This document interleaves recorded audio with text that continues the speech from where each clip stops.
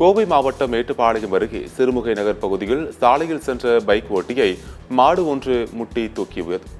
இதில் குழந்தை உட்பட 3 பேருக்கு காயம் ஏற்பட்ட நிலையில் இச்சம்பவம் குறித்த சிசிடிவி காட்சிகள் வெளியாகியுள்ளன. இதனிடையே சாலையில் சுற்றித் திரியும் மாடுகளை பிடிக்க மாநகராட்சி நிர்வாகம் நடவடிக்கை எடுப்பதில்லை என சமூக ஆர்வலர்கள் குற்றம் சாட்டியுள்ளனர்.